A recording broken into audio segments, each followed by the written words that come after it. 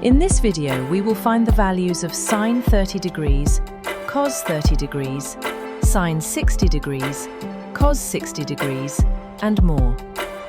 This topic belongs to Class 10, Chapter 8, Trigonometry. It is part 24 of the Trigonometry video series by Aman Sir from Maths Vidya Institute. Let's enjoy maths.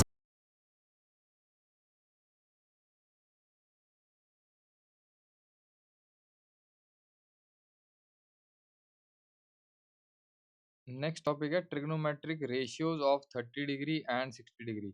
यानी कि हमको क्या निकालना है, sign 30, sign 60, इसी तरह cos 30, cos 60, ऐसे करते करते 6 की 6 ट्रिग्नोमेट्रिक रेशियोज निकालनी है। ठीक है, तो अगर जैसे हमने पिछला टॉपिक किया था इसमें हमने ट्रिग्नोमेट्रिक रेशियोज ऑफ 45 डिग्री निकाला था ना, तो उसमें हमने राइट ट्रायंगल ली थी।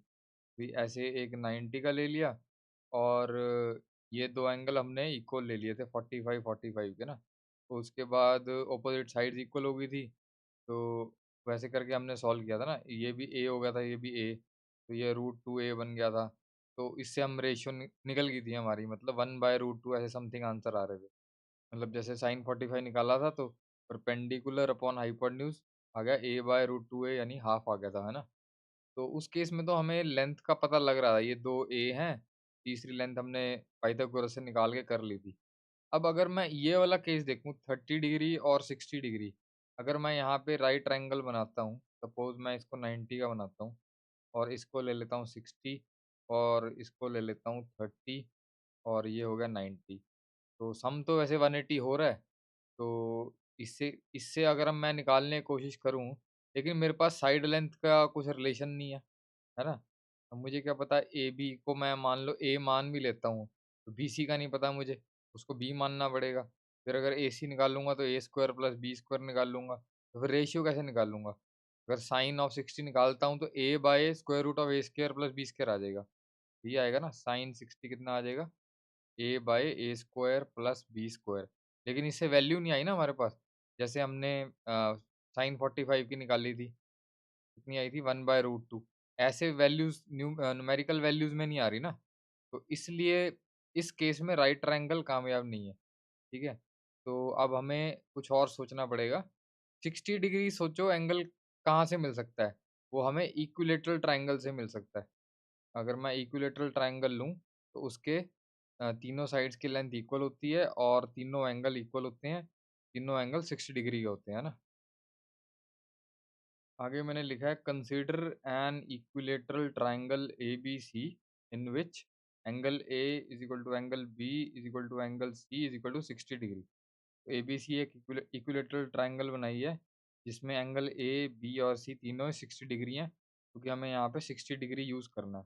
ठीक है, also A B is equal to B C is equal to A C, A B is equal to B C is equal to A C, क्योंकि इक्विलेटरल की तीनों साइड्स की लेंथ इक्वल होती है, तीनों को हमने ए सपोज कर लिया। ठीक है, नेक्स्ट स्टेप में draw perpendicular A D from point A to the side B C. A point से बी सी साइड के ऊपर मैंने एक परपेंडिकुलर बनाया है। क्यों बनाया है वो मैं आगे बताता हूँ। फिलहाल ये समझो कि ये एंगल 90 का हो गया और ये भी 90 का हो गया। ठीक है, अब मैं इन दोनों ट्रायंगल को कॉन्ग्रुएंट करूंगा और वहां से मेरे पास बी डी की लेंथ आ जाएगी।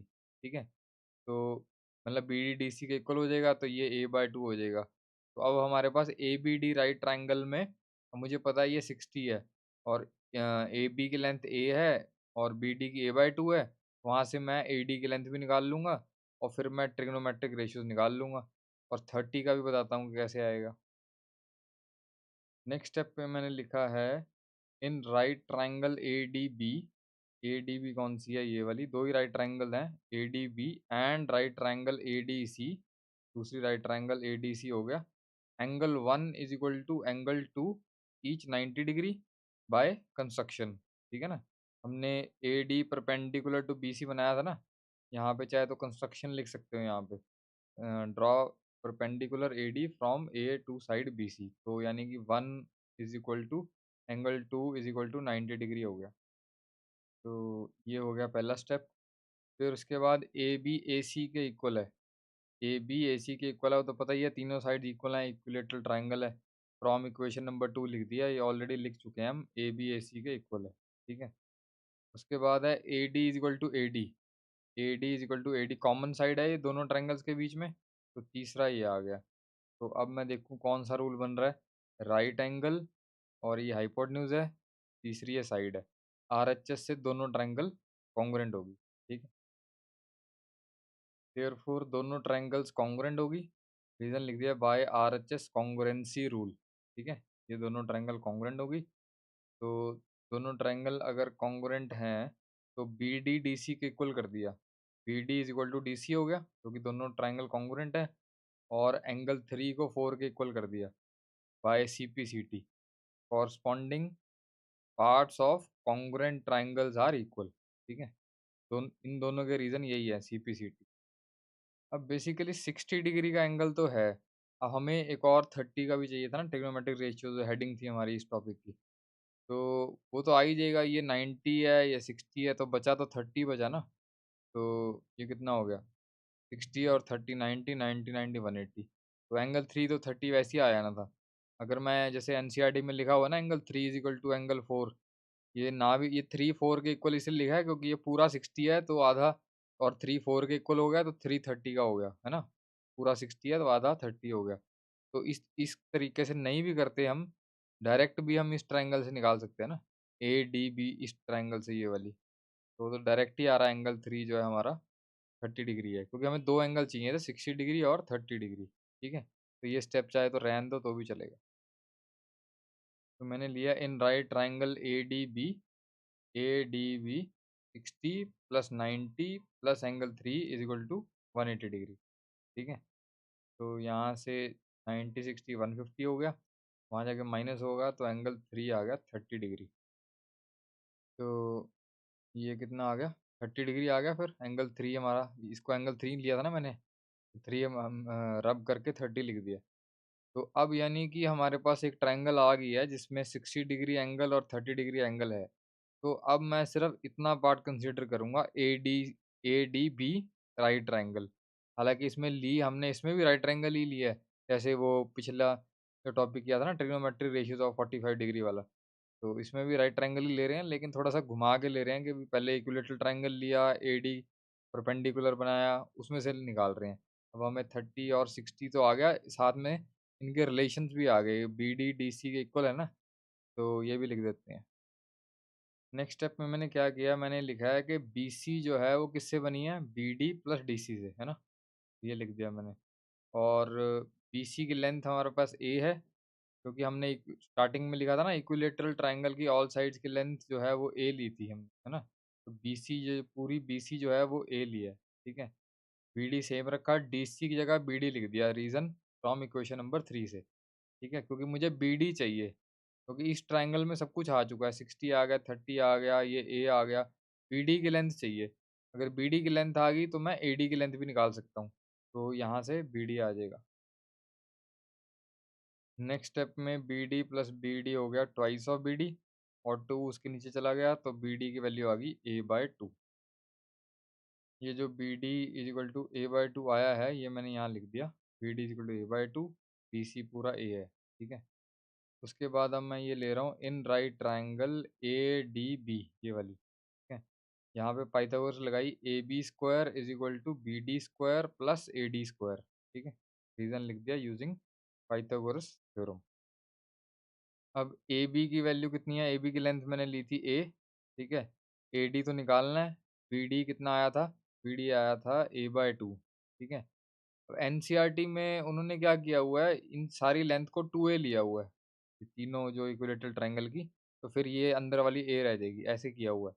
वैसे भी कर सकते हो या ऐसे भी कर सकते हो, ठीक है, आंसर सेम ही आएगा। तो ये वैल्यूज पुट कर दी। नेक्स्ट स्टेप में ए स्क्वायर का तो मैंने सेम यही लिखा है, ए स्क्वायर बाय 4 को मैं लेफ्ट साइड पे ले आया, और ये ए डी स्क्वायर आ गया। फिर नेक्स्ट स्टेप में एलसीएम 4 ले लिया, 4a स्क्वायर माइनस ए स्क्वायर हो गया, ए डी स्क्वायर सेम आ गया, 4a स्क्वायर माइनस ए स्क्वायर आ गया 3a स्क्वायर, और अब यहाँ से ए डी निकाल लेते हैं। तो स्क्वायर जब हटाएंगे तो उधर जाके क्या बनेगा, प्लस माइनस रूट ऑफ का रूट लग जाएगा, है ना? तो ये आ गया। अब एक बार प्लस के साथ ले लेते हैं तो आ जाएगा √3a/2, ठीक है? रूट मतलब लगा के 3 के ऊपर भी रूट है, 4 के ऊपर भी रूट है, 4 का रूट तो 2 हो गया, ठीक है? और एक बार जब माइनस लेंगे तो -√3/2a आ जाएगा। अब AD तो परपेंडिकुलर है, मतलब कि एक डिस्टेंस है, तो डिस्टेंस नेगेटिव नहीं हो सकता। Neglecting this value as distance AD can't be negative. तो इस तरह से लिखना होता है, जो कि पिछले पार्ट्स में मैंने नहीं लिखा। ऑब्वियस है वो लिखना हो पेपर में, तुमने लिखना है, और मैंने ये यहाँ पे समझा दिया कैसे लिखना है, ठीक है? तो इसको तो नेगलेक्ट कर देंगे। क्रॉस नहीं लगाना, मतलब कि ये रीज़न लिख देना है ऐसे जैसे लिखा है, और यहाँ पे लिख देंगे देयरफॉर AD की वैल्यू ये आ गई, ठीक है? मतलब कि एक बार प्लस वाली वैल्यू लिख दी, एक बार माइनस वाली, इधर नेगलेक्टिंग लिख दिया, और फिर उसके बाद एक बार फिर से लिखना है देयरफॉर AD की वैल्यू आ गई √3/2a, ठीक है? फिर बॉक्स में डाल सकते हो। पहले मैंने इसी को बॉक्स में डाल दिया था ना, तो इसको नहीं, दोबारा से लिखना है एक बार, ठीक है? अब मैंने वो जो लेफ्ट साइड वाली ट्रायंगल थी ना, ऐसे ऐसे बनाई थी ना पहले पूरी, तो ये लेफ्ट साइड वाली ट्रायंगल बनाई है सिर्फ, ठीक है? तो इसमें ये 60 था, ये 30 हमने निकाला था, ये तो a लिया था, ये a/2 निकाला था, √3/2a आ गया AD, ये अभी निकाला ना यहाँ पे, ठीक है? अब यहाँ से निकाल लेते हैं हम सारे ट्रिग्नोमेट्रिक रेशियोज़, sin 60, sin 30 वो सब। तो पहले मैं 30 वाला निकाल लेता हूँ, है ना? तो उस केस में फिर मैं ना, सॉरी, 60 वाला पहले निकाल लेता हूँ, 30 वाला फिर अभी हटा देता हूँ, नहीं तो कन्फ्यूज़न क्रिएट करेगा। तो मैं 60 वाला कंसीडर कर रहा हूँ। तो 60 वाला एंगल और 90 जिसके ऊपर है, तो BD बेस हो गया, बेस लिख दिया। 90 के सामने वाला हाइपोटेन्यूज हो गया, और जो बचा वो परपेंडिकुलर हो गया, ठीक है? तो साइन 60 निकालना है, तो साइन होता है परपेंडिकुलर अपॉन हाइपोटेन्यूज। तो परपेंडिकुलर देख लो डायग्राम में, √3/2a है, तो ये परपेंडिकुलर आ गया। हाइपोटेन्यूज हमारा a है, हाइपोटेन्यूज डाल दिया, ये a कैंसिल हो गया, √3/2 आ गया, तो साइन 60 आ गया।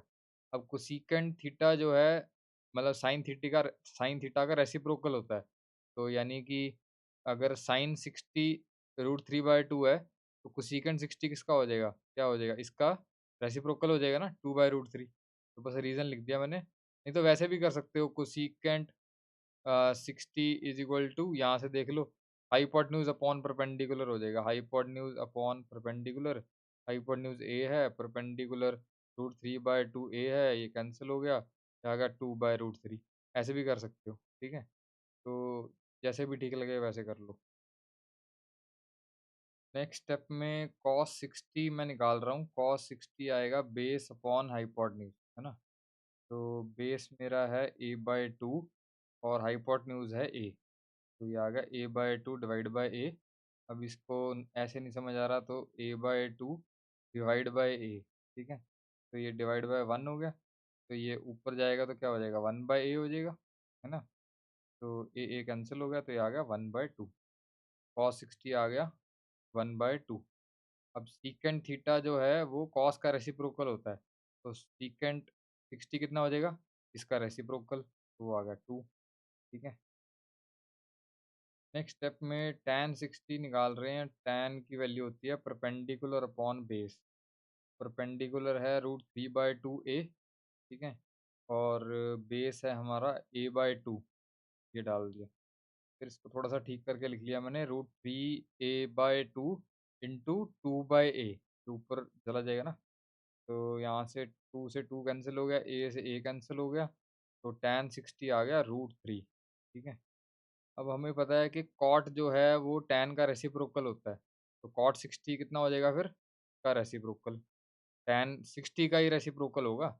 ऐसे नहीं होगा कि कॉट 60 जो है वो tan 30 का रेसिप्रोकल हो जाएगा, वो नहीं, एंगल सेम होना चाहिए। अगर यहाँ थीटा है तो यहाँ थीटा होगा, ठीक है? अगर यहाँ पे एक्स है, कॉट ऑफ एक्स, तो यहाँ पे भी tan ऑफ एक्स होना चाहिए, ठीक है? एंगल सेम होने चाहिए। अब ये वाली ट्रायंगल फिर से बना लेता हूँ, और मैं ये 60 हटा देता हूँ, और इधर से मैं ये 30 ले लेता हूँ। ये 30 था ना, क्योंकि 6 ट्रिग्नोमेट्रिक फंक्शंस जो हैं, ट्रिग्नोमेट्रिक रेशियोज़ जो हैं ऑफ 30 के भी निकालने हैं ना, तो वो भी लिख लेता हूँ। तो अब मुझे जो ट्रिग्नोमेट्रिक रेशियोज़ निकालने हैं वो विद रिस्पेक्ट टू 30 निकालना है, ये वाला एंगल। तो अब ये वाला एंगल और 90 डिग्री जिस साइड के ऊपर है, वो बेस बन जाएगा, ठीक है? तो यानी कि बेस चेंज हो गया हमारा। तो अब ये बेस बन गया। पहले जो ट्रायंगल बनाई थी तब बेस ये था, इससे पहले जो भी किया था, 60 वाला एंगल जो निकाले थे, ठीक है? तो अब ये बेस बन गया, तो 90 के सामने वाला हाइपोटेन्यूज तो वही रहेगा लॉन्गेस्ट साइड। तो ये जो बचा वो परपेंडिकुलर, परपेंडिकुलर ए आ गया। तो अब निकाल देते हैं सारे ट्रिग्नोमेट्रिक रेशियोज़। ये गलती से मैंने ए लिख दिया था, ये a/2 है, ठीक है? तो जैसे मैंने ये ट्रायंगल दोबारा से बनाई है ना, तुमने भी दोबारा से बनानी है। ये नहीं एक ही ट्रायंगल में 60 वाला भी ले लिया, 30 भी ले लिया। अब खिचड़ी मत कर देना, सिली मिस्टेक हो जाएगी उसमें, ठीक है? दोबारा से बनाना ट्रायंगल। तो अब मैंने फिर से साइन 30 निकाला है, परपेंडिकुलर अपॉन हाइपोटेन्यूज होता है यहाँ से। और परपेंडिकुलर देखो कितना है, a/2 है, परपेंडिकुलर आ गया, हाइपोटेन्यूज a है, a आ गया। तो इसको थोड़ा-सा नहीं समझ आ रहा किसी को, तो a/2 ऐसे प्रॉपरली लिख लो, a, ठीक है? तो इसके नीचे 1 होता है, तो ये आ गया a/2 इंटू 1/a, कैंसल हो गया, आ गया हाफ, ठीक है? तो साइन 30 तो आ गया। अब हमें पता है कोसेकेंट थीटा जो है वो साइन थीटा का रेसिप्रोकल होता है। तो कोसेकेंट 30 कितना हो जाएगा? साइन 30 का रेसिप्रोकल, यानी आ गया 2, ठीक है? बाकी आगे वीडियो पॉज़ करके देख लो, सारा वही प्रोसीजर है। कॉस 30 निकाला हुआ बेस अपॉन हाइपोटेन्यूज, ट्रायंगल में से देख लो, ठीक है? सीकंट 30 उसका रेसिप्रोकल हो जाएगा, तो ये हो जाएगा 2/√3। टैन 30 निकाल लो, वो आ जाएगा 1/√3। कॉट 30 उसका रेसिप्रोकल हो गया √3, ठीक है? तो पॉज़ कर लो और एक बार खुद सॉल्व कर लो, आंसर मैंने लिख दिया, ठीक है? तो सारे ट्रिग्नोमेट्रिक रेशियोज़ निकाल दिए हमने। साइन चाहे साइन 30 हो, कॉस 30 हो, या साइन 60 हो, कॉस 60 हो, फिर उसके बाद कोसेकेंट 30, सीकेंट 30, मतलब सारे जितने भी टोटल 12 निकाले हैं ना हमने, ठीक है? तो trigonometric ratios of 30 degree and 60 degree हमने निकाल दिए इस टॉपिक में। That's it.